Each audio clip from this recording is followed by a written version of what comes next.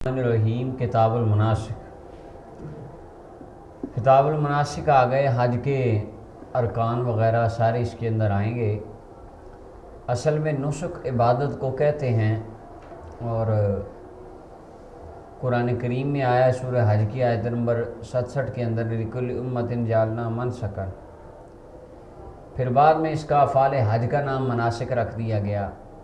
اور حج لغوی طور پر کہتے ہیں قصد کرنا، اور شرعی طور پر حج بیت اللہ کا، اللہ تعالیٰ کے گھر کی طرف قصد کر کے جانا، مخصوص ارکان کو ادا کرنے کے لیے اسے حج شریعت میں کہا جاتا ہے۔ اور قرآن کریم میں اِنَّ أَوَّلَ بَيْتٍ وُضِعَ لِلنَّاسِ، پہلے سب سے خانہ کعبہ کی تعمیر، پہلا گھر جو بنایا گیا، حضرت عبداللہ ابن عمر رضی اللہ تعالیٰ عنہ سے مروی ہے، اور حضرت مجاہد اور قتادہ سے مروی ہے کہ پانی کے اوپر آسمانوں زمین کی تخلیق سے، یعنی زمین کی تخلیق سے 2000 سال پہلے پانی کے اوپر ایک سفید انڈے کی طرح بیت اللہ خانہ کعبہ موجود تھا۔ یعنی وہ اس شیپ میں تو نہیں تھا جس میں اب ہے، وہ جس میں بھی تھا اللہ تعالیٰ کی ذات بہتر جانتی، یعنی یہ اس وقت کا ہے، اللہ تعالیٰ نے اس کو یہاں پر بنا رکھا تھا۔ اور حضرت امام زین العابدین علیہ السلام رضی اللہ عنہ واردہ سے ہے کہ اللہ تعالیٰ نے عرش کے نیچے بیت المعمور کو بنایا، اور پھر حکم دیا فرشتوں کو کہ اس بیت المعمور کا طواف کریں۔ پھر اللہ تعالیٰ نے فرشتوں کو کہا کہ دنیا میں بالکل اس بیت المعمور کے نیچے گھر بناؤ، تو وہاں پر پھر خانہ کعبہ بنایا گیا، اور فرمایا دنیا والے اس کا طواف کریں گے۔ اور فرشتوں نے اس کو 2000 سال پہلے، تخلیق آدم علیہ السلام سے 2000 سال پہلے کعبے کو بنا دیا تھا۔ اچھا جی، اور حج قرآن و سنت اور اجماع امت سے فرض ہے، اس کا منکر کافر ہے۔ اور حج پھر بعد میں اس کے اندر ہے کہ حج واجب کس پر کیا پہلی امت پہ بھی حج کسی پہ واجب ہوا تھا یا نہیں؟ تو مولا علی قاری فرماتے ہیں کہ اظہر بات یہ ہے کہ پہلی امتوں پہ حج فرض نہیں ہوا، اللہ تعالیٰ نے نبی کریم صلی اللہ علیہ وسلم کی امت کو یہ عبادت کا تحفہ دیا ہے کہ حج ان پر فرض ہوا ہے، پہلے فرض نہیں تھا، ہاں انبیاء پر تھا، وہ کرتے تھے، وہ آگے لکھا ہے مولا علی قاری نے، کہتے ہیں آیا حضرت آدم علیہ السلام 40 سال ہند سے پیدل چل کے حج کرنے کے لیے آپ چاہتے ہیں، 40 مرتبہ، اور جبریل علیہ السلام نے ان کو کہا کہ فرشتے اس کعبے کا طواف آپ سے 7000 سال پہلے کا کر رہے ہیں، آپ تو آ جائیں۔ اور دیگر انبیاء، اور مولا علی قاری نے بھی یہ لکھا ہے کہ عین ممکن ہے کہ انبیاء کرام پر واجب ہو، انبیاء حج کرنے آتے تھے، جیسا کہ وہ حدیثوں میں آتا ہے، صحیح مسلم کی حدیث میں آتا ہے، نبی علیہ السلام وادی ازرق پر گزرے، فرمایا میں موسیٰ علیہ السلام کو دیکھ رہا ہوں، وہ تلبیہ پڑھتے ہوئے حج کرنے جا رہے ہیں، اور پھر آگے گئے، فرمایا میں یونس علیہ السلام کو دیکھ رہا ہوں، وہ تلبیہ پڑھنے سرخ رنگ کی ڈاچی پہ سوار ہیں، اور وہ تلبیہ پڑھتے حج کرنے کے لیے جا رہے ہیں۔ تو مولا علی قاری رحمۃ اللہ علیہ فرماتے ہیں نبیوں کی بات اور ہے، ان الانبیاء احیاء حقیقیات، انبیاء تو حقیقی زندہ ہیں، حقیقی زندگیوں کے ساتھ زندہ ہیں، اللہ نے ان کو حیات طیبہ عطا فرمائی ہے، اور وہ تو دنیا پہ بھی ان کا معاملہ آتا ہے، لیکن امتوں کی جہاں تک بات ہے، پہلے کسی امت پہ یہ فرض نہیں ہوا، نبی کریم صلی اللہ علیہ وسلم کی امت کو اللہ تعالیٰ نے اس کا تحفہ دیا۔ ہاں جی، پہلی فصل ہے 2505 نمبر روایت حضرت ابو ہریرہ رضی اللہ عنہ فرماتے ہیں نبی صلی اللہ علیہ وسلم نے ہمیں خطبہ دیا، فرمایا لوگو تم پر حج فرض کر دیا گیا۔ حج کب فرض ہوا اس کے بارے میں علماء کا اختلاف ہے، بعض کہتے ہیں 5 میں، یا بعض کہتے ہیں 7 میں، صحیح قول ہے کہ 9 ہجری میں حج فرض ہوا، 9 میں، اور 9 والا حج نبی کریم صلی اللہ علیہ وسلم نے حضرت صدیق اکبر کو امیر الحج بنا کے بھیجا۔ اچھا جی، اور حضور نے 10 ہجری میں حج کیا تھا۔ نبی علیہ السلام نے فرمایا تم پر حج فرض کر دیا گیا، میرے غلاموں حج کرو۔ اچھا، اب یہاں پہ ایک سوال پیدا ہوتا ہے کہ آقا کریم علیہ السلام جب 9 میں فرض ہو گیا، حضور خود 9 میں کیوں نہیں گئے؟ مولا علی قاری رحمۃ اللہ علیہ فرماتے ہیں انہ کان یعلم انہ یعیش، حضور علیہ السلام کو پتا تھا ابھی میری زندگی کا ظاہری 1 سال باقی ہے، میں اگلے سال جاؤں، سرکار جانتے تھے ابھی میں ادھر ہی، اللہ اکبر، تاکہ لوگوں میں 1 سال ذرا لوگ چلے جائیں، ان کو پتہ چل جائے کہ اسلام ایک نئی چیز آ گئی ہے، فرض ہو گئی ہے، اگلے سال ان کو میں ساتھ لے کے جاؤں گا اور اپنے حج کا طریقہ انہیں سکھاؤں گا۔ تو اس لیے حضور نے یہ حکمت کی وجہ سے صدیق اکبر کو امیر الحج بنایا پہلی مرتبہ۔ تو ایک بندے نے عرض کی، اور وہ عرض کی یا رسول اللہ کہ ہر سال حج فرض ہے؟ اقرا بن حابس رضی اللہ تعالیٰ عنہ تھے، ہر سال حج فرض ہے؟ نبی کریم صلی اللہ علیہ وسلم خاموش رہے، حتیٰ کہ 3 مرتبہ انہوں نے یہ سوال پوچھا اقرا بن حابس نے۔ اس کے بعد فرمایا اگر میں ہاں کہہ دیتا تو لا واجبات حج ہر سال فرض ہو جانا تھا، اگر میں ہاں کہہ دیتا، اور تم نے پھر طاقت نہیں رکھنی تھی، تم میں اتنی استطاعت نہیں ہونی تھی۔ اللہ اکبر۔ پھر حضور علیہ السلام نے فرمایا مجھے چھوڑ دو جو میں تمہارے لیے چھوڑ دوں، یعنی جس چیز کی قید نہ لگاؤں، زیادہ پوچھ کے قیدیں نہ لگواؤ، بے شک تم سے پہلے یعنی بنی اسرائیل یہ یہود و نصارہ وہ ہلاک ہو گئے اپنے کثرت سوال کی وجہ سے، انہوں نے بھی سوالات کی کثرت کی، جس طرح بنی اسرائیل گائے کا واقعہ قرآن میں ہوگا جی رنگ کیسا ہو، موٹی کتنی ہو، عمر کتنی ہو، اس طرح کی باتیں پوچھنے لگی، اور انبیاء پر یہود و نصارہ نے اختلاف کیا، ہلاک ہو گئے۔ جب میں تمہیں کسی چیز کا حکم دوں جتنی طاقت رکھتے اتنی بجا لاؤ، اور جب منع کر دوں اس کو چھوڑ دو۔ امام مسلم نے اس حدیث کو روایت کیا۔ یہاں پہ حافظ ابن اسیر الجزری کہتے ہیں نبی علیہ السلام ہجرت سے پہلے ہر سال حج کرتے تھے، یہ حضور علیہ السلام کا ذاتی امت میں فرض نہیں ہوا تھا، اور حضور نے، اور حافظ ابن جوزی کہتے ہیں نبی علیہ السلام نے کئی حج کیے ہیں جن کی تعداد کا صحیح کوئی پتہ نہیں، اور امام حاکم سند صحیح کے ساتھ یہ روایت لائے ہیں نبی علیہ السلام نے کئی حج کیے ہیں ہجرت سے پہلے، اور ترمذی حضرت جابر سے حدیث لائے ہیں 2 حج کیے ہیں، اور یہ حاکم کی ایک روایت میں 3 حج، تو لیکن یہ کوئی قید نہیں ہے کتنے کیے ہیں، اللہ تعالیٰ کی ذات بہتر جانتی ہے، لیکن یہ ہے حضور نے ہجرت فرمانے سے پہلے بھی حج کیے ہیں، لیکن وہ پرسنلی طور پہ کہنے حج تھے، امت کو ساتھ دکھا کے یا ساتھ لے جا کے اس تمام صحابہ کو طریقہ اس کا کوئی نہیں سکھایا گیا، وہ 10 ہجری میں ہوا ہے۔ 2506 نمبر روایت ہے، حضرت جناب ابو ہریرہ رضی اللہ عنہ روایت کرتے ہیں نبی صلی اللہ علیہ وسلم سے پوچھا کہ حضور کون سا عمل سب سے افضل ہے، یعنی کون سا عمل اللہ کی بارگاہ میں مقبول ہے؟ اس کے بارے میں پیچھے بھی گزر گیا، یا وہ ذکر کے چیپٹر میں آیا کہ ذکر کرنا سب سے افضل ہے، نماز کے چیپٹر میں نماز، ماں باپ کی نیکی کے چیپٹر میں کہ نماز ماں باپ کی نیکی کرنا افضل ہے ان کے ساتھ۔ تو یہ کیوں تھا؟ اشخاص، حالات، احوال کے مطابق باتیں تھیں۔ بعض حالتیں ایسی آتی بندے کی زندگی میں کہ اس وقت میں نماز پڑھنا دنیا کی ہر چیز عبادت سے افضل ہوتا ہے، اور بعض حالت ایسی آ جاتی وہاں جنگ لڑنا، جہاد پہ جانا ہر شے سے افضل ہے، اور کچھ حالتیں ایسی ہوتی ہیں کہ اس وقت ماں باپ کی خدمت کرنا ہر شے سے افضل ہوتا ہے۔ تو یہ مختلف بندوں کے مختلف حالات کے مطابق حضور نے باتیں فرمائیں۔ کون سا عمل افضل؟ فرمایا ایمان اللہ اور اللہ کے رسول پر لانا سب سے حضور، اس کے بعد فرمایا جہاد فی سبیل اللہ، اس کے بعد فرمایا حج مقبول، یعنی وہ حج جو اللہ کی بارگاہ میں قبول ہو جائے وہ ہے۔ اور حضرت حسن بصری سے مروی ہے، پوچھا گیا کہ حج مبرور کیا ہوتا ہے؟ فرمایا یرجع زاہدا فی الدنیا، کہ وہ لوٹے بندہ دنیا کے اندر زہد اختیار کرے، اس حال میں کہ اس کی حالت زہد والی ہے، اور راغباً فی الآخرہ، آخرت میں رغبت کرنے والا، دنیا دل سے نکال دے، اللہ کے لیے حج کرے۔ اچھا جی، امام بخاری مسلم نے اسے روایت کیا۔ 2507 نمبر روایت ہے، حضرت ابو ہریرہ رضی اللہ عنہ فرماتے ہیں نبی صلی اللہ علیہ وسلم نے فرمایا جو اللہ کے لیے حج کرے فلم یرفس ولم یفسق، رفس کے یہاں معنی آئے ہیں فحش گوئی، وگرنہ اس کا جماع پر بھی اطلاق کیا گیا ہے، یعنی جو اللہ کے لیے حج کرے خالص اللہ کے لیے، ریاکاری نہ ہو یا اور کوئی غرض نہ ہو، اور اس کے اندر کوئی فحش گوئی نہ کرے، ولم یفسق، اور کوئی فسق گناہ والا کام نہ کرے، مراد گناہ کبیرہ نہ کرے اور صغیرہ پر اصرار نہ کرے، فرمایا وہ اس طرح لوٹتا ہے جیسا کہ آج ہی اس کی ماں نے اسے جنم دیا، یعنی جس طرح بچہ پیدا ہوتا ہے گناہ سارے دھل جاتے ہیں، اسی طرح جب بندہ حج کرنے کے لیے خالص حج کرتا ہے اللہ کی رضا کے لیے، اللہ قبول کر لے، وہ بندہ بھی ایسے ہو جاتا ہے جیسے ماں نے آج ہی جنم، اللہ سارے گناہ دھو دیتا ہے، معاف فرما دیتا ہے۔ لیکن اس کے اندر ایک بات یاد رہے، اس کے اندر جو حقوق العباد ہیں وہ نہیں معاف ہوتے، کیونکہ مثلا کسی کے اوپر تہمت لگائی ہے یا کسی کی حق تلفی کی ہے، وہ اس وقت تک معاف نہیں ہوگی جب وہ بندہ معاف نہ کرے۔ بخاری مسلم نے اس حدیث کو روایت کی۔ 2508 نمبر روایت حضرت ابو ہریرہ رضی اللہ عنہ سے نبی علیہ السلام نے فرمایا عمرہ سے عمرہ تک ان کے درمیان جتنا ہوتا ہے سارے گناہوں کا کفارہ بن جاتا ہے، یعنی 2 عمرے بعد جب بندہ کرتا ہے درمیان میں جتنے گناہ ہوتے ہیں دھل جاتے ہیں، اللہ معاف فرما دیتا ہے اپنی رحمت سے۔ اور حج مقبول، فرمایا حج مبرور اس کی جزا سوائے جنت کے کوئی چیز نہیں، یعنی حج مقبول کی جزا صرف جنت، متفق علیہ روایت۔ 2509 نمبر روایت ابن عباس رضی اللہ عنہ فرماتے ہیں نبی علیہ الصلوۃ والسلام نے فرمایا بے شک رمضان میں عمرہ کرنا حج کرنے کے برابر ہے۔ اب یہاں سے پتہ چل رہا ہے یعنی ثواب کے اندر اسی طرح جس طرح حج کیا، یعنی اس سے پتہ چلا کہ عبادت وقت کی وجہ سے افضل ہو جاتی ہے۔ کچھ عبادتیں اوقات ایسے ہوتے ہیں وہ عبادتوں کو 4 چاند لگا دیتی ہیں۔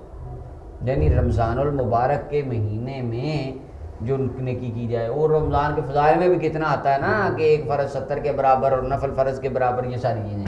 تو فرمایا اسی طرح عمرہ رمضان کا کرنا حج کے برابر ہو جاتا ہے۔ اللہ اکبر۔ یہ بخاری اور مسلم نے ان سب کو ان روایتوں کو بات کو بیان کیا۔ اچھا، بعض روایت میں مولا علی قاری فرماتے ہیں کہ یہ بھی آتا ہے حجۃ مائی ہے کہ رمضان میں عمرہ کرنا اس طرح ہے جس طرح میں مصطفیٰ کریم صلی اللہ علیہ وسلم کے ساتھ حج کرنا۔ اللہ تعالیٰ یہ شرف یعنی ترغیب کے لیے یہ بات ارشاد فرمائی۔ 2510 نمبر روایت ہے، حضرت ابن عباس رضی اللہ عنہ فرماتے ہیں کہ نبی کریم صلی اللہ علیہ وسلم ایک کچھ مسافروں کو ملے، سوار تھے، کچھ قافلہ تھا ایک وادی روحا، مقام روحا میں۔ تو فرمایا کون سی قوم کا؟ جی مسلمان ہیں۔ فقالوا، وہ کہنے لگے حضور آپ کون ہیں؟ فرمایا اللہ کا رسول۔ تو ایک خاتون نے حضور کی بارگاہ میں اپنا بچہ پیش کیا، عرض کی یا رسول اللہ اس کے لیے بھی حج ہے؟ فرمایا ہاں حج تو ہے اس کا، تجھے بھی اجر ملے گا، اجر تیرے لیے بھی ہے۔ کس طرح کہ تو اس کو پہنا رہی ہے سارا اپنا احرام اور سارے اس کی کفایت شیار معاملات تو کر رہی، کافی تیری طرف سے نہیں، سارا تو پکڑ کے کرائے گی اس کو، تو تجھے بھی اس کا اجر ملے گا۔ لیکن نابالغ بندے بچے کو جب حج کرا دیا تو فرض حج اسے ساقط نہیں ہوا، کیونکہ فرض ابھی اس پر آیا ہی نہیں ہے، ٹھیک ہے۔ اس کا اجر اس کو ملے گا، ثواب اللہ تعالیٰ اس کو عطا فرما دے گا، کیونکہ نہ اس کے ابھی گناہ لکھے جاتے ہیں، نہ اس پر ابھی نماز فرض ہوئی ہے، وہ تو جب بالغ ہوا اس کے بعد ہے، تو ثواب اس کو ہو جائے گا۔ لیکن اس کے بعد جب جوان ہوگا فرض حج اس وقت کرنا ضروری ہو۔ امام مسلم نے اسے روایت کی ہے۔ 2511 نمبر روایت ہے، حضرت ابن عباس رضی اللہ عنہ فرماتے ہیں قبیلہ خصم کی ایک خاتون آئی اور عرض کرنے لگی یا رسول اللہ کہ اللہ تعالیٰ کا فریضہ جو ہے اپنے بندوں پر حج کے بارے میں، وہ میرے باپ ہیں اور بوڑھے ہیں، انہوں نے اسے پا لیا ہے، یعنی وہ فرض کی حد تک پہنچ گئے ہیں، اللہ تعالیٰ نے اس کو مال اتنا دے دیا کہ اس پہ حج فرض ہو گیا، لیکن لا یثبت علی الراحلہ، وہ سواری پر بیٹھ نہیں سکتا، ثابت قدم نہیں رہ سکتا، سواری پہ سفر نہیں کر سکتا، اتنا بوڑھا ہو گیا۔ افحجوان، کیا میں ان کی طرف سے حج کر لوں ابا جی کی طرف سے؟ فرمایا ہاں کر لے، اور یہ حجۃ الوداع کے موقع میں نبی صلی اللہ علیہ وسلم نے فرمایا تھا۔ اب اس کے اندر یہ ہے کہ ایک بندہ جو عاجز آ گیا، ایک بندہ یعنی اس پہ حج فرض ہو گیا اور بہت بوڑھا، حج فرض ہی ایسی حالت میں ہوا کہ جب وہ بوڑھا تھا، ٹھیک ہے، تو اتنا بوڑھا ہو گیا کہ وہ حج پہ اب نہیں جا سکتا، یعنی وہ سارے معاملات نہیں کر سکتا، یا کسی کے ساتھ بھی نہیں جا سکتا، کوئی نہیں، یعنی اس میں اتنی شکت نہیں رہی، تو اس کے لیے ہے کہ وہ اپنے کسی ساتھ اور ساتھی کو حج اپنی طرف سے کروا لے، یہ حج بدل ہوگا۔ تو جو جائے گا نا اس کو اجر تو ملے گا، لیکن یہ حج اسی کا ہوگا جو کروا رہا۔ یہ صرف خاص معذوری والی بات میں اجازت ہے، یہ نہیں کہ ہر بندہ کے بس مجھے سانس بڑا چڑھتا ہے، یہ لو جی میرا آپ 10 لاکھ لیں اور جائیں حج کریں، ایسے نہیں ہوگا۔ یہ وہ بندہ ہے جو بالکل کر ہی نہ سکے۔ ہاں اگر آپ کے ساتھ آپ کا بیٹا ہے، کوئی ساتھ اور ہے جو آپ کو ویل چیئر پہ یا کسی طریقے سے بھی وہ سارے ارکان کروا سکتا ہے، ممکن ہے، تو پھر نہیں، پھر کوئی نہیں کرے گا، پھر آپ خود کریں گے۔ متفق علیہ روایت۔ اچھا جی، اس وقت تو دیکھیں نا، آج کل تو سہولتیں، اس وقت تو اونٹوں پہ سفر تھا، اور سفر بھی کتنے دنوں کا، اور اس کو عبور کر کے جانا، اور پھر وہاں پہ سارا پیدل معاملہ تھا۔ اب تو پتہ نہیں کیا اب تو یہاں سے تو ایئر لائن سے، اور آگے جا کے بس پہ بیٹھنا، ہوٹل میں بیٹھنا، آگے سے وہ اپنا آپ کو جا کے حرم مکہ میں یا باقی سارے معاملات پہ ویل چیئرز ہیں، گاڑیاں ہیں۔ اب تو یعنی اگر کمپیریزن کیا جائے اس کے ساتھ، اس وقت کے ساتھ، تو آج تو حج کرنا مسئلہ ہی کوئی ایسے ہی ہے نا۔ لیکن پھر بھی یہ آج ہمیں بھی یہ یعنی لگتا ہے حج کرنا دلیری کا کام ہے، بڑی مشقت ہوتی پھر بھی اس میں۔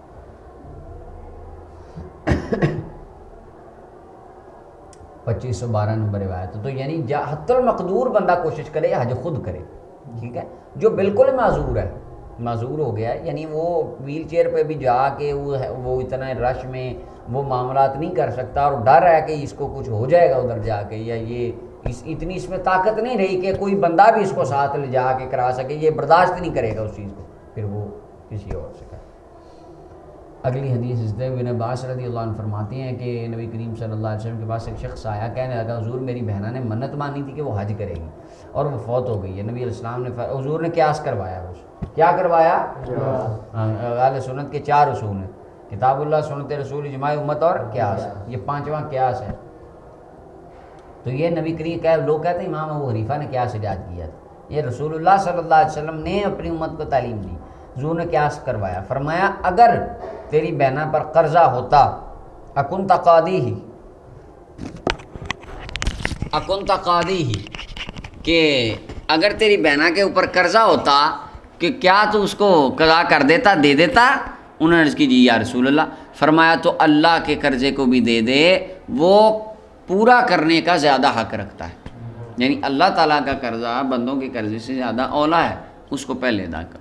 بخاری مسلم کی روایت۔ اب اس کے اندر ہے کہ یہ بھائی اس بہن کا وارث تھا، تو اسی کا مال تھا سارا، ٹھیک ہے، تو انہوں نے ان کی طرف سے ایک ان کی منت اتارنے کی کوشش کی، لیکن قرآن کریم کے اندر ہے وَلَا تَزِرُ وَازِرَةٌ وِزْرَ أُخْرَىٰ، کوئی جان کسی دوسری جان کا بوجھ نہیں اٹھائے گی۔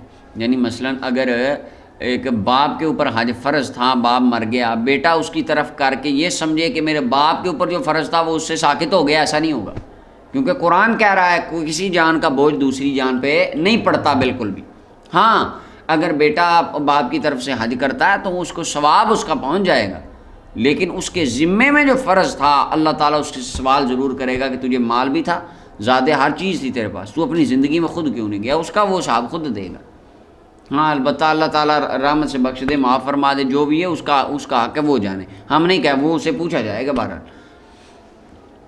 اور اسی طرح یہ حق تھا، وہ بہنہ نے منت مانی، اب منت مان کے فوت ہو گئی، یعنی ان کو اتنا موقع ہی نہ ملا کہ میں حج کرنے جاؤں، تو بھائی نے کہا کہ میں اس کی طرف سے کر لوں، اللہ تعالیٰ اس کی جو ایک خواہش تھی اللہ تعالیٰ اس کا اجر عطا فرما دے۔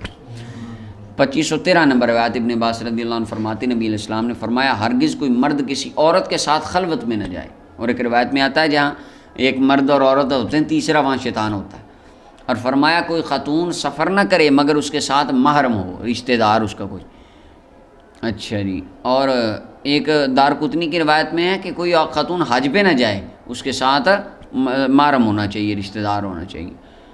تو ایک بندے نے عرض کی یا رسول اللہ میرا نام فلاں فلاں غزوہ میں لکھا گیا ہے، حالانکہ میری بیوی حج کرنے جا رہی ہے۔ فرمایا تو جا اپنی بیوی کے ساتھ حج کر جا کے، یعنی جنگ پہ جا۔ اب دیکھیں یہاں پہ جہاد سے افضل کس کو کہا گیا؟ حج کو۔ کیوں؟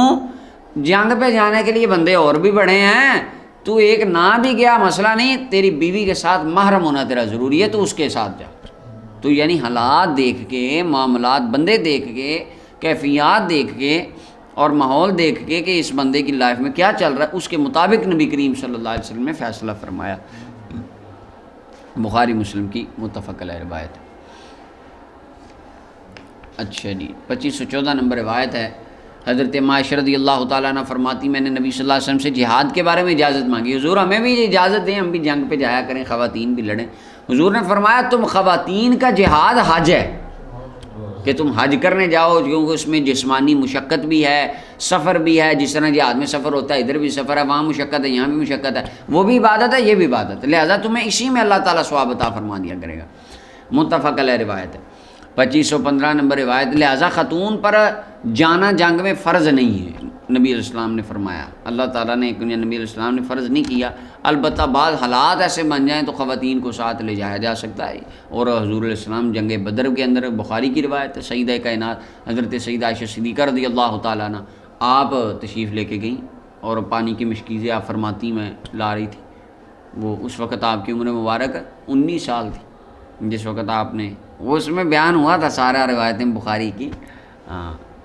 تو حضور علیہ السلام لے کے، اور حضرت ام سلیم رضی اللہ تعالیٰ عنہ حضرت انس کی والدہ وہ بھی ساتھ تھیں، اور وہ خنجر رکھتی ہوتی تھی اپنے طبقات ابن سعد میں، خنجر رکھتی تھیں اپنے پاس۔ پوچھا یہ کیا؟ فرمایا اللہ کا دشمن ہے اس کا پیٹ چاک کر دوں، اور بڑی دلیر خواتین تھیں۔ اور سیدہ کائنات سلام اللہ علیہ کے بارے میں آتا ہے نبی علیہ الصلوۃ والسلام کے جب زخم آئے جنگ احد میں تو آپ وہ لائیں راکھ بنا کے، اور نبی کریم صلی اللہ علیہ وسلم کے زخم مبارک پر حضرت سیدہ کائنات سلام اللہ علیہ نے لگائی، یعنی آپ بھی اس جنگ میں حضور علیہ السلام کے لیے گئیں۔ تو یعنی یہ جانا جائز ہے جب حالات ایسے ہو جائیں۔ 2515 نمبر روایت ہے، حضرت ابو ہریرہ رضی اللہ عنہ فرماتے نبی علیہ السلام نے فرمایا کوئی عورت سفر نہ کرے 1 دن اور 1 رات مگر اس کے ساتھ کوئی محرم رشتہ دار ہونا چاہیے۔ اور ایک حدیث میں آتا ہے، وہ بھی بخاری کی مسلم کے اندر ہے، کہ کوئی عورت سفر نہ کرے 2 دن لیکن اس کے ساتھ محرم رشتہ دار ہو۔ طبرانی میں 3 دن، ٹھیک ہے، یعنی یہ سارا ہر طرح کا آتا ہے، روایتیں تینوں طرح کی آئی ہیں، 1 دن 2 دن 3 دن۔ تو مولا علی قاری فرماتے ہیں اس سے مراد 1 دن اور 1 رات سے حد بندی نہیں ہے، مراد ہے ہر وہ چیز جس کے اوپر سفر شرعی کا اطلاق ہو سکے، وہ 1 دن میں ہو، 2 میں ہو، 3 میں ہو، اکیلی عورت کا وہاں جانا مناسب نہیں۔ تو یہ جو تھا یہ خاتون کو پروٹیکٹ کرنے کے لیے نبی کریم صلی اللہ علیہ وسلم نے فرمایا تھا، اس کا تحفظ دینے کے لیے۔ اکیلی عورت ہے، وہ سفر کرے گی، واللہ عالم بالصواب، اس کے ساتھ راستے میں کوئی کیسا سلوک کرے وہ کسے بتا سکتی، کیا کہے گی کسی کو؟ تو لہٰذا ساتھ کسی محافظ کا، اس کے رحمی رشتہ دار کا ہونا ضروری ہے، اس کے خامد کا ہونا، باپ کا ہونا، بیٹے کا، بھائی کا، کوئی بھی ہو جو اس کی حفاظت کر سکے۔ تو یہ پروٹیکشن دینے کے لیے فرمایا گیا ہے۔ اچھا جی، اور 2516 نمبر روایت ہے، حضرت ابن عباس رضی اللہ عنہ فرماتے نبی کریم صلی اللہ علیہ وسلم نے اہل مدینہ کے لیے ذوالحلیفہ کا میقات مقرر فرمایا۔ اچھا، یہ جو ذوالحلیفہ ہے یہ مدینہ منورہ سے 2 فرسخ کے فاصلے پر ہے۔ اب جہاں پہ بیر علی مشہور ہے، مولا علی قاری کہتے ہیں یہاں پہ ایک رافضیوں نے بات مشہور کی کہ حضرت علی نے کنویں کے اندر جنوں سے جنگ کی تھی۔ کہتے ہیں یہ کذب ہے، اس کی کوئی اصل نہیں ہے، اب کنویں میں جا کے شیر خدا جنوں سے جنگ کرے کو کرنے والی بات کرو، تو یہ کہانی گاڑی وہاں پہ جائیں نا، وہ کہیں بتاتے نہیں ہیں یہاں پہ، یہ مجھے بھی بتایا تھا جب اپنا اللہ تعالیٰ خیر رکھے 12 میں جب میں حاضر، اس وقت مجھے یاد ہے کہ حاجی گزرتا کہہ رہا تھا اے جڑا پیچھے کنواں ہے نا، اپنا کنویں یہ وچ مولا علی نے جنہاں نوں ماریا سی یہ وچ جا کے۔ میں جب چھوٹا سا تھا بچہ تو میں سوچوں، میں کہ یہ کیا کہہ رہا ہے کہ اچھا اس کے اندر یعنی یہ کنواں، پھر میں کنواں دیکھنے گیا اسپیشل کہ یہ وہ کنواں اس کے اندر جنات کی جنگ لگی تھی۔ تو مولا علی قاری فرماتے ہیں اور جڑے حاجی نے دسیا وہ صحیح نہیں دسیا، وہ جھوٹ ہے۔ اچھا جی، تو نبی صلی اللہ علیہ وسلم نے اہل مدینہ کے لیے ذوالحلیفہ کو میقات مقرر کیا، اور اہل شام کے لیے جوفا کو، اہل نجد کے لیے نبی علیہ السلام نے کرن المنازل کو، اہل یمن کے لیے یلملم کو۔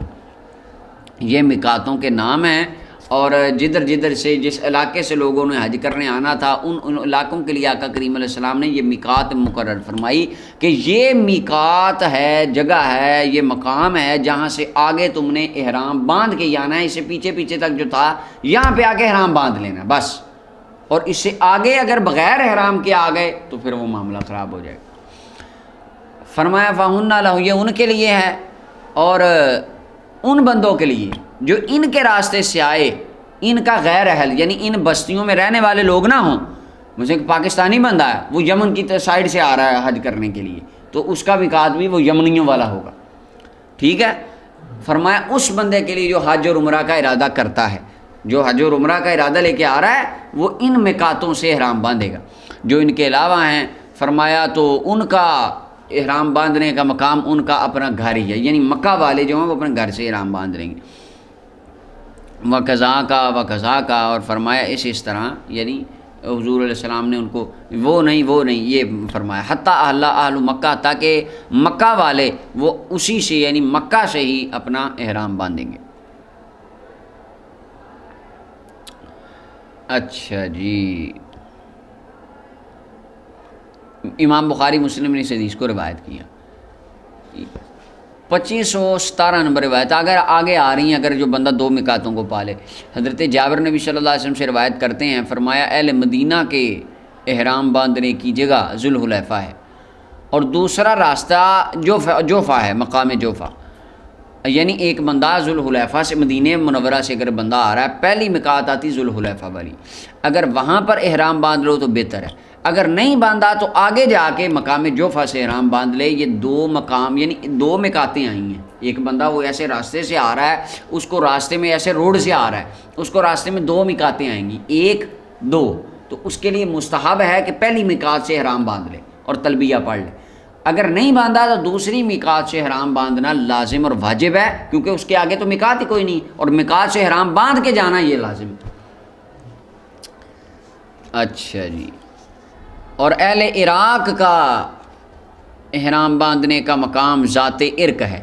اچھا، مولا علی قاری کہتے ہیں جو عراق کے بڑے بڑے علاقے ہیں نا، مثلا بصرہ، کوفہ وغیرہ، یہ تو حضرت عمر رضی اللہ تعالیٰ عنہ کے دور کے اندر سارے معاملات ان کے سٹیبل ہوئے ہیں، تو نبی علیہ السلام کے دور میں تو یہ ان کے یعنی علاقے کثرت سے عراق کے آباد ہی نہیں تھے، تو حضور نے ان کے لیے یہ جگہ مقرر کیوں کی؟ تو مولا علی قاری فرماتے ہیں حضور جانتے تھے میرے غلام ان علاقوں کو فتح کر کے آباد کریں گے، وہاں سے لوگ حج کرنے آئیں گے، میں آج ان کے لیے راستہ مقرر کر جاتا ہوں۔ اور اہل نجد کے لیے کرنے منازل، اہل یمن کے لیے یلملم۔ امام مسلم نے اس حدیث کو روایت کیا۔ 2518 نمبر روایت ہے، انس بن مالک رضی اللہ عنہ فرماتے ہیں نبی صلی اللہ علیہ وسلم نے 4 عمرے کیے، سارے کے سارے ذی القعدہ میں تھے، سوائے اس عمرہ کے جو نبی صلی اللہ علیہ وسلم کے حج کے ساتھ ملا ہوا تھا۔ پہلا عمرہ حدیبیہ کا، جس میں روک دیا گیا تھا، مانوی طور پہ اسے بھی عمرہ گنا گیا کیونکہ ثواب اللہ تعالیٰ نے دے دیا، ہدی پہنچا دی مکہ میں، اور حضور علیہ السلام نے حرام کھول دیا، صحابہ نے بھی کھول دیا۔ فرمایا وہ ذی القعدہ میں تھا، اور اگلے سال عمرہ جو فتح مکہ والے سال نہیں، عمرہ قضاء ہوا تو وہ بھی ذی القعدہ میں تھا، اور اس کے بعد ایک عمرہ نبی علیہ السلام نے مقام جعرانہ سے کیا، جس وقت نبی کریم صلی اللہ علیہ وسلم نے حنین کے مال غنیمت کو تقسیم فرمایا۔ یہ جو عمرہ تھا یہ فتح مکہ کے بعد تھا 8 ہجری میں، اور یہ بھی ذی القعدہ میں تھا، اور اس کے بعد ایک عمرہ ایسا تھا جو نبی کریم صلی اللہ علیہ وسلم نے اپنے حج کے ساتھ فرمایا۔ اچھا، جو حج کے ساتھ عمرہ نبی کریم صلی اللہ علیہ وسلم نے فرمایا تھا، اس کا احرام حضور نے ذی القعدہ میں باندھا تھا، ذی القعدہ اور ذی الحجہ میں تو حج ہوا نا، احرام اس کا حضور نے ذی القعدہ کے مہینے میں باندھا تھا، تو احرام باندھنے کی نظر سے دیکھا جائے وہ بھی عمرہ کب ہوا؟ ذی القعدہ میں۔ تو 4 عمرہ ذی القعدہ کے اندر ہوئے، بخاری مسلم کی متفق روایت ہے۔ اور 2519 نمبر روایت ہے کہ حضرت جناب برائے بن عازب رضی اللہ عنہ فرماتے ہیں نبی صلی اللہ علیہ وسلم نے ذی القعدہ میں عمرہ کیا، حج کرنے سے پہلے 2 مرتبہ۔ اب یہاں پچھلی حدیث میں 4 مرتبہ، یہاں 2 مرتبہ۔ میں نے 2 سے پوچھا، میں نے کہا دیکھیں یہاں 4 ہے یہاں 2 ہے، تو یہ دیکھ لیں روایتیں بخاری، میں کس کو مانوں؟ آپ جیسے کہتے ہیں رفع دین کی روایت ہے، کس کو مانیں؟ میں کیا آپ بتائیں اس میں سے کس کو مانیں؟ اب اس کے اندر تطبیق دیں گے جس طرح محدثین کا طریقہ ہے۔ حضرت برائے بن عازب رضی اللہ تعالیٰ عنہ جن عمروں کو بیان کر رہے ہیں وہ ایگزیکٹ وہ عمرے ہیں جن کا احرام نبی صلی اللہ علیہ وسلم نے باندھا ہے ذی القعدہ میں، اور ان کو تکمیل تک بھی ذی القعدہ میں پہنچایا، اور وہ 2 ہی ہیں، ایک قضاء والا، ایک فتح مکہ مقام جعرانہ سے، کیونکہ حدیبیہ والا تو کیا ہی نہیں، وہ تو حکمی طور پہ عمرہ ہے نا، اس کا اجر اللہ تعالیٰ نے آپ کو عطا فرمایا، حضور آ گئے اللہ نے اجر دے دیا، توڑ مکہ پاک تک تو پہنچے ہی نہیں۔ اور جو ذی الحج والا تھا، حج کے ساتھ کیا تھا، وہ تکمیل تک ذی الحج میں پہنچا تھا، احرام ذی القعدہ میں تھا، تو حضرت برائے بن عازب نے ان کی تکمیل کو دیکھتے ہوئے کہا کہ وہ 2 عمرے تھے جن کا احرام بھی ذی القعدہ میں باندھا اور پورے بھی ذی القعدہ میں کیے، اور ایک احرام تو ذی القعدہ میں تھے لیکن پورا ذی الحج میں ہوا، تو کہا جی وہ ذی الحج والا تھا، اور پہلا حدیبیہ والا وہ حضور علیہ السلام تشریف لگائے ہی نہیں۔ امام بخاری نے اسے روایت کیا۔ تو یہ جو مقام جعرانہ والا عمرہ تھا نا، آقا کریم علیہ السلام نے رات کے وقت یہ عمرہ فرمایا تھا، اسی وجہ سے کئی صحابہ کرام سے یہ مخفی رہا، اور وہ کہتے تھے حضور نے جعرانہ سے عمرہ نہیں کیا۔ صحیح حدیث میں آتا ہے، وہ صحابہ باز کا یہ مذہب تھا، وہ فرماتے تھے جعرانہ سے نبی صلی اللہ علیہ وسلم نے احرام نہیں باندھا اور عمرہ نہیں کیا، حالانکہ یہ صحیح حدیث میں حضور نے کیا، چونکہ رات کے وقت تھا تو بعض کے علم میں یہ بات نہ آ سکی، تو اپنے علم کے مطابق انہوں نے فرمائی وہ بات۔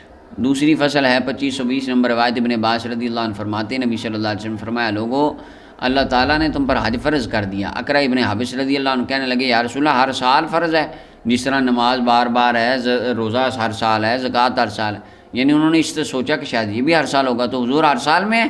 فرمایا اگر میں ہاں کہہ دیتا تو ہر سال واجب ہو جانا تھا، اور اگر واجب ہو جاتا تم نے عمل نہیں کر سکنا تھا اس پر، اور تم طاقت نہیں ہونی تھی تم میں اتنی۔ فرمایا حج ایک مرتبہ ہے، جو زیادہ ہو وہ نفلی ہے، وہ زائد ہے، اللہ تعالیٰ اس کا اجر عطا فرمائے گا۔ اب اس کے اندر ہے جو زیادہ ہے وہ کیا ہے؟ نفلی ہے، ٹھیک ہے۔ اس کے اندر امام شافعی رحمۃ اللہ علیہ کی تائید نہیں ہوتی، ان کا رد ہوتا ہے ان کے مذہب کا، ان کی بات کا، ان کے مسئلے کا، فقہ کا، کہ وہ فرماتے ہیں کہ فرض حج کرنے کے بعد ایک حج فرض کفایہ ہوتا ہے، اس کے بعد پھر دوبارہ، ٹھیک ہے، حالانکہ یہ نہیں، اس کے اندر حضور فرما رہے ہیں جو بعد میں ہوگا وہ نفلی ہوگا، جس کا دل چاہے کرے، دل چاہے نہ کرے۔ امام احمد نسائی دارمی نے اس حدیث کو روایت کیا اور امام حاکم نے مستدرک میں اس کو صحیح کہا۔ 2521 نمبر روایت ہے، حضرت مولا علی رضی اللہ عنہ فرماتے نبی صلی اللہ علیہ وسلم نے فرمایا جو بندہ زاد راہ کا، راستے میں کھانا جو زاد راہ ہے انسان کا، مال و اسباب اور سواری کا مالک ہو گیا، ایسی سواری جو اس کو اللہ کے گھر تک پہنچا دے، اور اس نے حج نہ کیا پھر بھی، یعنی پیسہ بھی تھا، ٹکٹ کے پیسے، آج کے دور میں ٹکٹ کے پیسے بھی تھے، حج فرض بھی تھا، اور اس کے معاملات بھی سارے ٹھیک تھے، شرائط بھی ساری اس کی پوری تھی، ٹھیک ہے، اس کے باوجود بندے نے حج نہیں کیا، فرمایا تو اس پر کوئی حرج نہیں، چاہے وہ یہودی ہو کے مر جائے، یہودی مر جائے یا نصرانی مر جائے، صحیح مر جائے۔ ھذا من باب التغلیظ الشدید والمبالغہ فی الوعید، ٹھیک، یہ وعید شدید ہے، یعنی کہ، اور یہ کہ اللہ تعالیٰ نے فرمایا وللہ علی الناس، یہ اس وجہ سے ہے کہ قرآن کہتا ہے وللہ علی الناس حج البیت من استطاع الیہ سبیلا، لوگوں پر اللہ کی رضا کے لیے، اللہ تعالیٰ کی خالصتاً عبادت کے لیے بیت اللہ کا حج کرنا فرض ہے، جو اس کے راستے کی استطاعت رکھتا ہو۔ تو حضور علیہ السلام نے فرمایا، اچھا اب یہاں پہ جو فرمایا کو چاہے یہودی ہو کے مر جائے یا عیسائی، تو یہ جھڑکنے کے لیے فرمایا، جس طرح قرآن کریم میں اس کی مثال سورہ کہف کی آیت نمبر 29 کے اندر اللہ تعالیٰ نے ارشاد فرمایا فمن شاء فلیؤمن ومن شاء فلیکفر، جو چاہے مومن ہو جو چاہے کافر ہو۔ اس کا کیا مطلب؟ اللہ تعالیٰ اختیار دے رہے ہیں کہ جاؤ کافر ہو جاؤ، یہ جھڑکنے کے لیے ہوتی بات۔ مثلا جب کوئی بندہ زیادہ کام خراب کرتا رہے کام، کیا کہتے ہیں اس کو؟ اچھا یار ٹھیک ہے، پڑھنا پڑھو، نہیں پڑھنا نہ پڑھو، جاؤ، ایسا ہی ہے نا؟ تو اس کا کیا مطلب ہوتا ہے؟ واقعی جاؤ پھر نہ پڑھو، جھڑکنے کے لیے یہ چیزیں ہوتی ہیں۔ تو لہٰذا یہ حدیث بھی اسی طرح امام ترمذی نے اسے روایت کیا، اور امام ترمذی کہتے ہیں اس کی سند میں کلام ہے، ہلال بن عبداللہ مجہول راوی ہیں، اور حارث علاور وہ اس کی سند کے اندر ضعیف راوی ہیں۔ تو امام ابن جوزی نے تو اس موضوع تک کہہ دیا، لیکن ملا علی قاری نے اس کا بڑے ڈیٹیل سے رد کیا ہے۔ ملا علی قاری فرماتے ہیں کہ نہیں، یہ نہیں صحیح نہیں ہے، اس طرح بعد موضوع کہہ دینا۔ حضرت عمر رضی اللہ عنہ سے موقوفاً یہی مروی ہے، تو موقوفاً سے ابھی کوئی بات کرے اس طرح کے مسئلے میں جو اجتہادی نہ ہو تو وہ مرفوع کے حکم میں ہوتی ہے، تو یہ حدیث اس اعتبار سے صحیح ہے۔ اور جب اس کے ایک دو طرق حضرت عمر والا ایک شاہد ہے اور ایک اور سند اس کی ہے، جب وہ مل جائے تو حسن درجے تک یہ پہنچ جاتی ہے روایت۔ 2522 نمبر روایت ابن عباس رضی اللہ عنہ فرماتے نبی صلی اللہ علیہ وسلم نے فرمایا لا سرورۃ فی الاسلام، اسلام کے اندر سرورت نہیں ہے، یعنی اس کا مطلب ہے کہ جو بندہ کہ جو بالکل حج ہی نہ کرے، وہ کہے نہیں میں نے جانا ہی نہیں ہے، یہ اسلام کے اندر بالکل نہیں ہے۔ اور بعض نے کہا سرورت سے مراد ترک نکاح ہے، رہبانیت ہے، کہ بندہ چھوڑ کے نہ چلا جائے اور اپنے آپ کو قید کر لے ایک جگہ پہ، روکے رکھے کہ میں نے کہیں نہیں جانا، نہ حج کرنا ہے، کہ جہاں فرمایا یہ اسلام کے اندر بالکل نہیں، جس طرح فرمایا نا لا رہبانیت فی الاسلام، اسلام میں رہبانیت نہیں، اسی طرح یہ فرمایا۔ امام ابو داؤد اور حاکم نے اسے روایت کیا اور حاکم نے صحیح کہا۔ 2523 نمبر روایت حضرت ابن عباس رضی اللہ عنہ فرماتے نبی علیہ السلام نے فرمایا جو حج کا ارادہ کر رکھتا ہے تو وہ جلدی کرے، کیا کرے؟ جو ہی حج فرض ہوا جوانی میں فوراً کر لے، ابھی تو میں نے شادی کرنی ہے، ابھی تو میں نے پوتے کھلانے ہیں، پھر جاؤں گا، پھر بوڑھا ہو گیا، اب جانے کی طاقت نہیں، ایسے ہی مر گئے۔ اللہ فرمایا جلدی کرے، یعنی اپنی عمر کو غنیمت جانے، اللہ کے فرض ادا کر لے جلدی، پتہ نہیں یہ سانسوں کی ڈوری کب ٹوٹ جائے، بعد میں موقع ملے نہ ملے، لہذا اس میں فرمایا جلدی جو کام ہے وہ کر لو۔ اچھا جی، تو یہاں پہ فقہائے کرام نے ایک اور بات کی ہے، وہ کہتے ہیں ایک بندہ نماز اس پر فرض ہو گئی، مثلا ظہر کی نماز 1:30 بجے، ٹائم 12:30 بجے شروع ہو گیا، مثال لے لیں آپ، اگر وہ 3 بجے پڑھے اس کے لیے جائز ہے، ایسے ہی ہے نا؟ اسی طرح حج فرض ہو گیا مثلا مجھ پہ 30 سال کی عمر میں 40-45 سال کی عمر میں کرتا ہوں، جائز ہے، لیکن نماز مستحب کب ہے؟ پہلے وقت میں پڑھنا، ایسے ہی ہے۔ اور گرمیوں میں ہے کہ زور کی ذرا تاخیر سے پڑھو، وہ سارے جو حدیث میں ہے اسی طرح۔ یہ اس کے علاوہ بصورت دیگر پہلے وقت میں پڑھیں، یعنی ٹائم سے کر لینا اب بہتر۔ اسی طرح حج جب فرض ہوا فوراً کر لینا بہتر، اگر 10 سال بعد 5 سال بعد بھی کیا جائز تب بھی۔ ہاں اب ایک بندہ 12 نماز فرض ہوگی، کہتا اچھا پڑھتا ہوں، لیٹ کرتا گزار دیتا ہے، گناہ گار ہوگا نا؟ اسی طرح حج کرنے والا حج تو فرض ہوا، لیٹ کرتے کرتے کرتے کرتے بالکل گزار دیا، یہ بندہ گناہ گار ہے، عذاب کا مستحق ہوگا۔ امام ابو داؤد اور دارمی نے اس حدیث کو روایت کیا۔ اللہ اکبر۔ مولا علی قاری رحمۃ اللہ علیہ یہاں پہ حدیث لائے ہیں، کہتے ہیں ایک روایت میں یہ بھی آتا ہے حج کرو اس سے پہلے کہ حج ہونا ہی بند ہو جائے، حج ہی نہ کیا جائے، کہ تم حج کر ہی نہ سکو اس سے پہلے پہلے حج کر لو۔ اس کے 2-4 معنی ہیں۔ ایک تو معنی ہے کہ تمہارا وجود اس بات کی صلاحیت نہ رکھے کہ تم جا سکو، حج ہی نہ کر سکو، اس سے پہلے پہلے کر، یا ایسے اسباب حالات پیدا ہو جائیں کہ تمہیں حج کرنے جانے ہی نہ دیا جا سکے، اس سے پہلے پہلے حج کر۔ تیسرا معنی ہے اس سے پہلے، اس وقت آنے سے پہلے حج کر لو کہ جب حج ہی ختم ہو جائے، بند ہو جائے، اور وہ وقت آئے گا۔ اللہ اکبر۔ امام حاکم مستدرک میں حدیث لائیں، امام مولا علی قاری کہتے ہیں کہ نبی علیہ الصلوۃ والسلام نے فرمایا کأنی انظر الی حبشی اسمع افضى بیدہ معول یہدمھا حجرا حجرا۔ حضور فرماتے ہیں میں اس حبشی کو دیکھ رہا ہوں، ایک حبشی ہے، میں اس کو دیکھ رہا ہوں، چھوٹے کانوں والا ہے، ٹیڑھے ہاتھوں اور ٹیڑھے پاؤں والا ہے، ہاتھ میں اس نے ایک کدھال پکڑی ہے اور اس کے ساتھ کعبۃ اللہ کی دیوار کے پتھر کو گرا دیا اس نے۔ فرمایا میں آج وہ منظر ابھی بھی میں مصطفیٰ کریم صلی اللہ علیہ وسلم کی آنکھوں کے سامنے ہے، قرب قیامت ایسا ہو، کعبہ گرا دیا جائے گا، مسلمان کی حالت یہ ہو جائے گی۔ ابھی بھی ہم کتنے 55 ملک ہیں، 50 سے زیادہ، تو ہماری حیثیت مسلمانوں کی عالمی کیا ہے؟ کچھ بھی، ایک رائی کے دانے کے برابر اوقات نہیں۔ جس کا دل کر یہ پیچھے کر کے بھی وہ قرآن کریم کی گستاخی کی گئی، کو نبی علیہ السلام کی شان میں گستاخی۔ 50 سے زیادہ ملک ہیں، کاری کچھ نہیں سکتے، اور ایک وقت وہ بھی آئے گا، فرمایا کعبہ گرا دیا جائے، لہٰذا اس وقت سے پہلے پہلے حج کر۔ اللہ تعالیٰ ہمیں اس وقت سے پہلے پہلے دنیا سے لے جائے، وہ وقت دیکھنا ہمیں نصیب نہ ہو۔ امام حاکم اور بہقی نے بھی اسے روایت کیا ہے۔ اچھا آگے چلیں جی، 2524 نمبر روایت ابن مسعود رضی اللہ عنہ فرماتے ہیں نبی صلی اللہ علیہ وسلم نے فرمایا تابعوا بین الحج والعمرہ، فرمایا حج کے بعد عمرہ کرو، یعنی عمرہ کے بعد حج، حج کے بعد عمرہ، یعنی پے در پے ان چیزوں کو کرتے رہو۔ یہ دونوں فقر کو دور کرتے ہیں۔ فقر سے دونوں فقر مراد، ایک تو ظاہری فقر، غربت ختم ہوتی ہے، دوسرا فقر قلبی، دل کا فقر دور ہوتا ہے، دل غنی ہوتا ہے۔ فرمایا فقر کو دور کرتے ہیں اور گناہوں کو ایسے دھو دیتے ہیں جیسے بھٹی لوہے کے زنگ کو صاف کر دیتی ہے۔ فرمایا اور سونے چاندی کے زنگ کو بھٹی صاف کرتی ہے، اسی طرح حج اور عمرہ بندے کے گناہوں کو صاف کر دیتی ہے۔ اور فرمایا حج مبرور کا ثواب سوائے جنت کے کچھ نہیں ہے۔ امام ترمذی اور نسائی نے اسے روایت کیا۔ اور 2500 آگے بھی امام احمد نے ابن ماجہ نے حضرت عمر رضی اللہ عنہ سے روایت کیا، 2526 نمبر روایت ہے۔ حضرت ابن عمر فرماتے ہیں ایک بندہ نبی صلی اللہ علیہ وسلم کے پاس آیا، کہ یا رسول اللہ حج کو کیا چیز واجب کرتی ہے، یعنی کیا بندے کے پاس چیز ہو تو حج واجب ہو جاتی۔ فرمایا زاد راہ اور سواری، یعنی آج کے دور میں پیسے، ٹکٹ کے پیسے، ہوٹل کے پیسے، سارا کچھ۔ اچھا جی، امام ترمذی اور ابن ماجہ نے اس حدیث کو روایت کیا۔ امام مالک فرماتے ہیں کہ جو بندہ پیدل بھی جا سکتا ہے اس پہ بھی حج فرض ہے، حالانکہ حدیث پاک میں سواری اور زاد راہ ان دو چیزوں کو ہی شرط لگائی گئی ہے، پیدل چلنے کا نہیں کہا گیا۔ امام ترمذی اور ابن ماجہ نے اس حدیث کو روایت کیا۔ اچھا جی، آگے ہے اور اس حدیث کی سند حسن درجے کی ہے، مولا علی قاری نے اس کے طرق کے اوپر اکٹھا کر کے بحث فرمائی ہے اور حافظ ابن حجر اسقلانی رحمۃ اللہ علیہ کا رد کیا ہے۔ اچھا جی، 2527 نمبر روایت حضرت ابن عمر رضی اللہ عنہ فرماتے ایک بندے نے نبی صلی اللہ علیہ وسلم سے پوچھا اور عرض کی یا رسول اللہ مل حاج، حاجی کون ہوتا ہے؟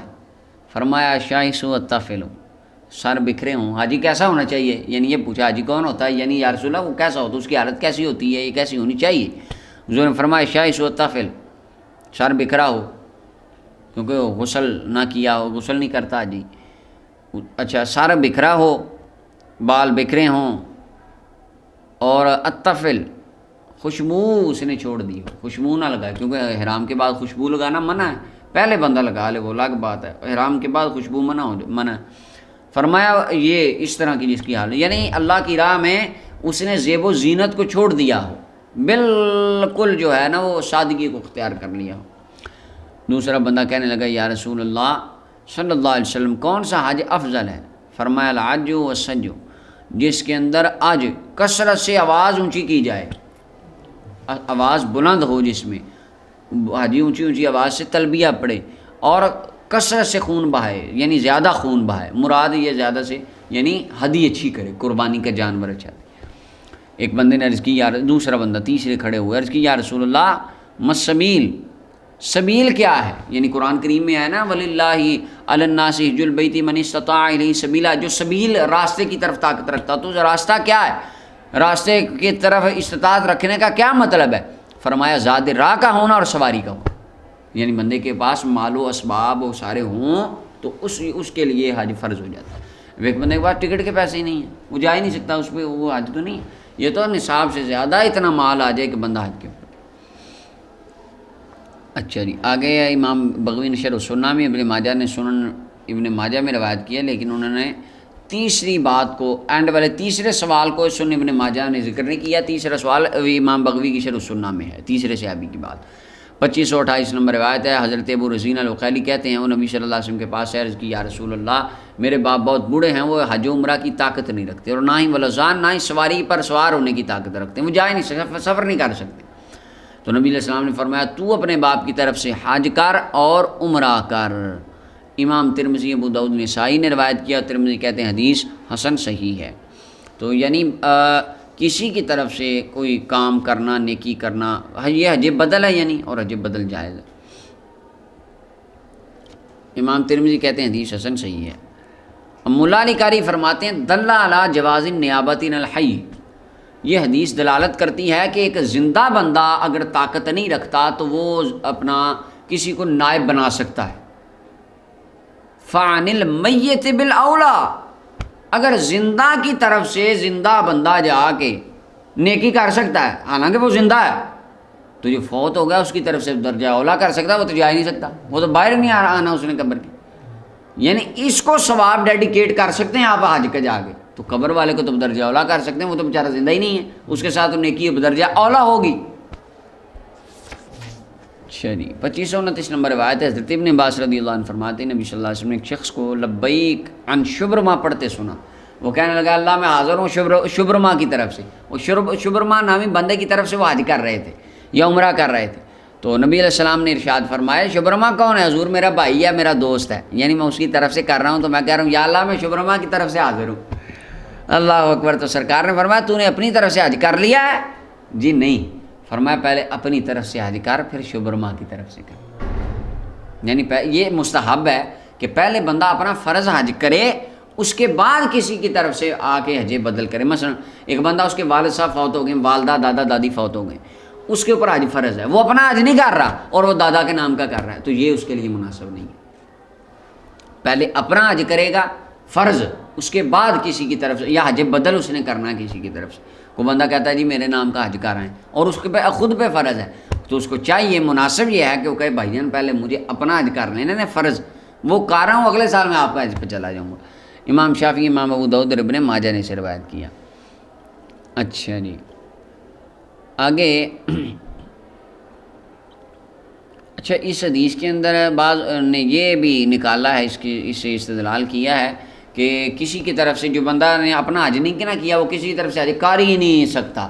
مولا علی قاری نے اس کا رد کیا ہے، مولا علی قاری فرماتے ہیں وہ حجۃ الوداع کے اندر جو پیچھے حدیث گزری، قبیلہ بنو قسم کی خاتون آئی، اس نے پوچھا حضور میں اپنی والدہ کی طرف سے، اور ایک نے پوچھا میں اپنی بہنہ کی طرف سے حج کرنا چاہتا ہوں، تو نبی علیہ السلام نے ان سے یہ نہیں پوچھا کہ تم نے اپنی طرف سے کیا یا نہیں کیا، حضور نے فرمایا بس کر لو حج جا کے، تو ان کو جو فرمایا تھا ان کو بطور استحباب مستحب تھا ان کے لیے کیا۔ اور دوسری بات، اگر یہ پہلے کی اس کی ڈیٹ کا نہیں پتہ اس واقعے کی، لیکن اس ڈیٹ کا پتہ ہے حجۃ الوداع کے اندر، بخاری میں ہے وہ حجۃ الوداع کی بات ہے، تو لہٰذا وہ ناسخ بن جائے گی یا منسوخ بن جائے گی روایت۔ منسوخ کی بجائے بہتر ہے اس کی تعویل استحباب والی کر لی جائے تاکہ دونوں حدیثوں پر عمل ہو جائے۔ اس کے اندر مستحب یعنی اچھا یہ ہے کہ پہلے بندہ اپنے لیے کرے، اگر کوئی دوسرے کی طرف سے کرتا ہے تو ہو جائے گا۔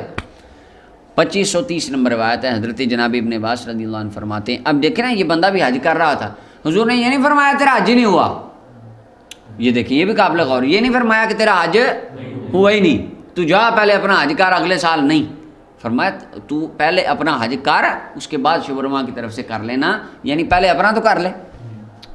مثلا کوئی بندہ ہے میرے پاس، مثال دیتا ہوں میں، کوئی بندہ آتا ہے میرے پاس، وہ کہتا جی میں فلاں کا آپ کو ہوم ورک چیک کرانے آیا ہوں، مثال ہے، یہ فلاں کی میں اسائنمنٹ لے کے آیا ہوں، تو میں کہوں گا کہ آپ نے اپنی اسائنمنٹ کرا لی جمع؟ وہ کہے گی نہیں، میں کہوں گا بھائی پہلے اپنی تو کراؤ اسائنمنٹ، بعد میں دوسرے کی لے کے آنا، ٹھیک ہے؟ اسی سینس میں یہ بات ہوئی۔ 2530 نمبر روایت ہے، حضرت جناب ابن عباس رضی اللہ عنہ فرماتے ہیں نبی صلی اللہ علیہ وسلم نے اہل مشرق کے لیے عقیق کو میقات مقرر فرمایا۔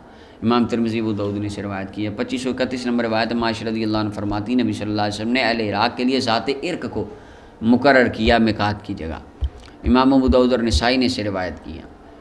آگے 2532 نمبر روایت میں سلمہ رضی اللہ عنہ فرماتی ہیں میں نے نبی صلی اللہ علیہ وسلم کو ارشاد فرماتے سنا، جس نے حج و عمرہ کا احرام باندھا مسجد اقصیٰ سے مسجد حرام کی طرف، یعنی مسجد اقصیٰ سے فلسطین بیت المقدس سے مسجد حرام کی طرف آیا، فرمایا اللہ تعالیٰ اس کے اگلے پچھلے سارے گناہوں کو معاف فرما دیتا ہے، یہاں فرمایا اللہ اس کے لیے جنت واجب کر دیتا ہے۔ ان دو جملوں میں سے ایک فرمایا راوی کو شک ہے۔ امام ابو داؤد اور ابن ماجہ نے اس حدیث کو روایت کیا۔ اور حضرت عبداللہ بن عمر نے بیت المقدس سے احرام باندھا ہے، اور حضرت عمران ابن حسین بصرہ سے آئے احرام باندھ کر، ابن عباس نے شام سے، ابن مسعود رضی اللہ عنہ قادسیہ سے، کوفہ کے قریب ہے، یہاں سے صحابہ کرام نے مختلف مقامات پر احرام باندھے۔ اچھا جی 2533 نمبر روایت حضرت ابن عباس رضی اللہ عنہ فرماتے ہیں اہل یمن حج کرتے تھے اور زاد راہ نہیں لاتے تھے۔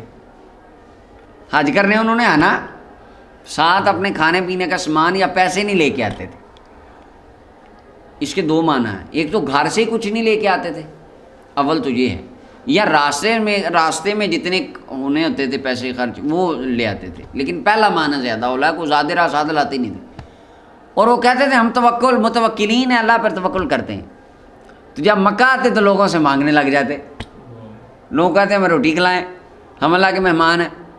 تو اللہ تعالیٰ نے یہ آیت نازل کر دی وَتَزَوَّدُوا فَإِنَّ خَيْرَ الزَّادِ التَّقْوَىٰ، فرمایا زاد راہ لو، بہترین زاد راہ، فَإِنَّ خَيْرَ الزَّادِ، بہتر زاد راہ تقویٰ بچنا ہے۔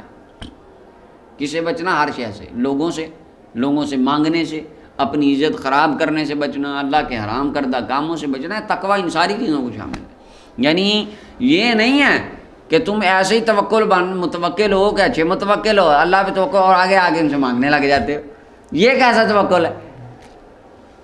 تو اس سے ان کو منع کر دیا گیا۔ تو اس حدیث کے اندر اشارہ دیا گیا کہ اسباب توکل کے منافی نہیں ہیں، یہ بات بڑی قابل غور۔ اسباب اختیار کرنا توکل کے منافی نہیں۔ مثلا میں بائک کھڑی کرتا ہوں، میں گاڑی کھڑی کرتا ہوں اور میں لاک ہی نہیں کرتا، میں کہتا ہوں میں اللہ کے حوالے کر رہا ہوں، اللہ کے سپرد ہے، میں نے اسباب اختیار نہیں کی۔ چور آتا ہے گاڑی کھول کے لے، گاڑی وہ سٹارٹ، میں چابی اندر لگی، گاڑی سٹارٹ ہے میری، میں اندر آ گیا ہوں، مسجد میں چلا گیا ہوں، گاڑی بائی سٹارٹ ہے، جس کا دل کرے کو بیٹھ کے چلا جائے گا۔ اللہ تعالیٰ نے یہ تو نہیں کہا کہ گاڑی سٹارٹ کرو اور دروازہ کھولو اور اچھے انداز سے وہاں کے بچھاؤ چادر تاکہ جو آئے وہ لے جائے اور تم میرے سے، یہ کہاں کہا خدا نے؟ رب تعالیٰ نے اس طرح کا حکم اتارا ہے؟ نہیں۔ نبی علیہ السلام سے بندے نے پوچھا یا رسول اللہ میں اپنے گاڑی لاک کروں یا نہیں؟ اونٹ کو باندھنا، یہی اس وقت تھی لینڈ کروزر اور پجارو تھی، یہی بائک تھی، یہی 12570، سارا کچھ یہی تھا، اونٹ تھے، خچر تھے، گدھے تھے، یہی سواریاں تھیں، گھوڑے تھے۔ یا رسول اللہ میں اپنی گاڑی لاک کروں یا نہیں، یا اللہ پہ توکل کر لوں؟ فرمایا پہلے لاک کرو، اس کے بعد اللہ پہ توکل کرو۔ لاک کرنے سے مراد پہلے اس کا فرمایا اس کا گھٹنا باندھو، یعنی اپنے اونٹ کو گھٹنا اس کا باندھ کے بٹھاؤ، اس کے بعد اللہ پہ توکل کرو۔ یعنی اس کے اندر ہمیں تعلیم دی گئی پہلے گاڑی لاک کرو، اس کے بعد کوئی اللہ اب تیرے حوالے کی۔ اسباب اختیار کرنا توکل پر کے منافی چیز نہیں، لہذا اسباب اختیار نبی علیہ السلام نے خود فرمائے، حضور نے ہمیں حکم دیا۔ وہ خاص لوگ ہوئے ہیں بعض کہ یعنی متوکلین کا ایک گروہ ہوا ہے صوفیاء میں، اور وہ بھی بڑے مخصوص افراد تھے جو توکل کے انتہائی اعلیٰ درجے پر فائز تھے، جس طرح حضرت امام ابو بکر صدیق رضی اللہ تعالیٰ، سارا مال ہی لے آئے، گھر ایک سوئی بھی نہیں بچا کے رکھی۔ وہ توکل کا ان کا لیول ہی کچھ اور تھا۔ تو آج ہم جیسے یا عام نارمل روٹین میں عوام، اس توکل کا لیول وہ نہیں ہے ان کا، لہٰذا ان کے لیے یہی بات ہے کہ توکل اسباب توکل کے منافی نہیں، وگرنہ وہ حضرت باعزید بستامی کے بارے میں تو یہ بھی آتا ہے، وہ کہتے تھے، پوچھا کسی نے کہ توکل کیا ہے، فرمایا میرا تو یہ ہے کہ سانپ کے منہ میں ہاتھ بھی رکھ دوں تو مجھے ڈر نہ ہو، خدا چاہے گا تو ڈنگ مارے گا، اگر اس نے نہیں چاہا تو نہیں مارا۔ یعنی یہ توکل بڑا، آج ہمارے آپ کو میں کہوں کو کرے گا، آج کو مجھے کہ میں نہیں کروں گا، ہمارا توکل کمزور ہے. یعنی وہ ایک عظیم درجے پر پہنچ چکے تھے توکل کے. ان کا یہ ایمان تھا کہ اللہ رب العالمین چاہے گا اس کے حکم کے بغیر کوئی کام نہیں ہوگا, اور اگر اللہ نے نہیں چاہنا تو میں سانپ کے منہ میں شیر کے منہ میں ہاتھ ڈال دوں تو کچھ نہیں ہوگا.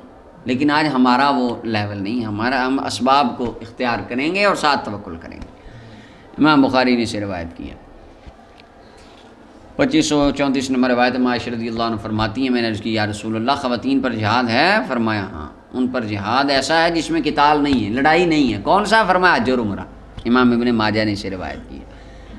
اچھا جی 2535 نمبر روایت حضرت ابو امامہ رضی اللہ عنہ فرماتے ہیں نبی علیہ السلام نے فرمایا کہ جو بندہ جس کو حج سے کوئی ظاہری ضرورت نہ روکے, کوئی ظاہری ضرورت سے مراد اس کے پاس ٹکٹ کے پیسے نہیں ہیں, یا اس کے پاس سواری نہیں ہے, یا اس کے پاس کھانے پینے کا اسباب نہیں ہے, صحت نہیں بالکل بھی, اس طرح کا کوئی عذر نہیں ہے جس کو ظاہری اسباب حج سے نہ روکیں, یا سلطان جائر یعنی ظالم بادشاہ بھی نہ ہو کوئی ایسا کہ جو اس کو حج پہ جانے نہیں دیتا, یا کو روکنے والا مرض بھی نہ ہو, یعنی ایسا مرض لگ گیا بندہ سفر ہی نہیں کر سکتا, ایسا بھی نہ ہو.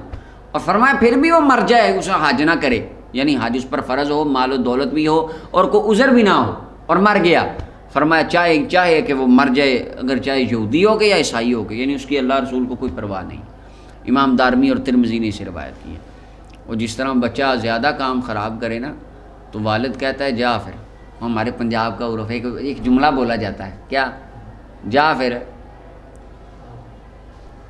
خسمہ دا سیر کا میرے ونوں مر میرے ونوں جی.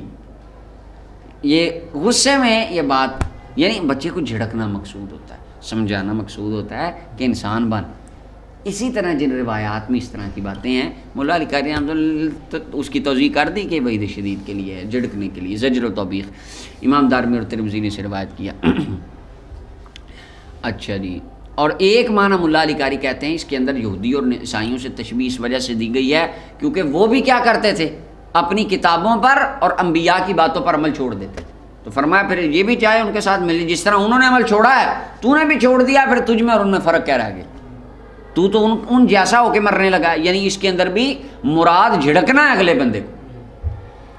امام دارمی اور ترمذی نے سے روایت کیا. 2536 نمبر روایت حضرت ابو ہریرہ رضی اللہ عنہ نبی صلی اللہ علیہ وسلم سے روایت کرتے ہیں, حضور علیہ السلام نے فرمایا حاجی اور عمرہ کرنے والے, حج کرنے والے اور عمرہ کرنے والے اللہ کا وفد ہوتے ہیں.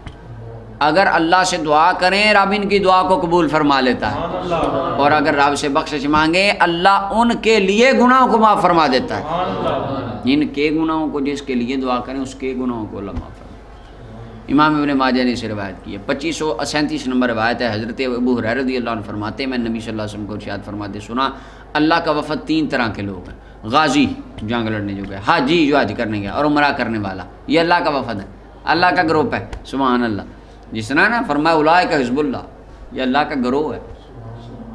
یعنی رب تعالیٰ کی رحمت خاص میں یہ لوگ ہوتے ہیں. امام نسائی اور بہقی نے شعب الایمان میں روایت کیا جس طرح میرے پاس کو وفد آئے ملاقات کرنے تو میں ان کا میزبان, میں ان کا خیال رکھوں گا. یعنی اللہ تعالیٰ ان پر اپنی خاص رحمتوں کی چھاؤں فرماتا ہے.